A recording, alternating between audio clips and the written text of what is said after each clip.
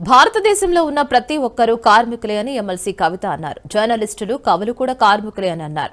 ప్రభుత్వాలు సులభంగా కార్మికుల శ్రమని దోచుకునేలా చట్టాలు చేశారని గుర్తు చేశారు.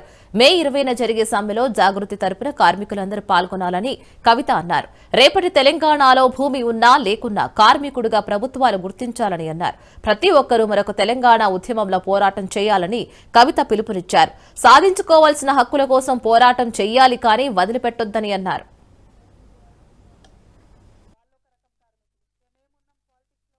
పాలసీలు చేసేటోళ్ళున్నాం. మాకైతే రాత్రి పొగలు పండగ పబ్బము ఏది కూడా ఉండదు. అంతటా పని చేస్తూనే ఉండాలి. కాబట్టి పని చేసేటటువంటి పది మందికి సహాయం చేసేటటువంటి ప్రతి ఒక్కరం కూడా కార్మికులమే అని చెప్పి నేను మనస్ఫూర్తిగా భావిస్తా ఉన్నాను. సులభంగా కార్మికుల శ్రమను దోచుకోవడానికే ఆ చట్టాలను తయారు చేసి, కాబట్టి ఆ చట్టాలు పోయేంత వరకు, కార్మికులకు ఫ్రెండ్లీగా ఉండే చట్టాలు వచ్చేంత వరకు కూడా మనందరం పోరాటం చేయాలి. మే 20 తారీఖున జరిగేటటువంటి దానికి కూడా సమ్మె, దేశవ్యాప్తంగా జరిగే సమ్మెకు కూడా మనందరం కూడా సహకారం అందించాలి. జాగృతి నాయకులు పెద్ద ఎత్తున ఈ సమ్మెలో పాల్గొంటారని కూడా కార్మికులందరూ కూడా నేను తెలియజేస్తా ఉన్నాను. రేపటి తెలంగాణలో నీకు భూమి ఉన్నా లేకున్నా, నువ్వు కార్మికుడివైనా ఉద్యోగివైనా నిన్ను ప్రభుత్వం అట్లా ఆదుకోవాలి. ఆ దిశగా మన ప్రయాణం జరగాలి. అంటే భౌగోళిక తెలంగాణ మనం తెచ్చుకున్నాం, ఇంకా కూడా సకల జనులకు, సబ్బండ వర్గాలకు న్యాయం జరిగేటటువంటి సామాజిక తెలంగాణ మనం సాధించుకోలేకపోయినాం. మన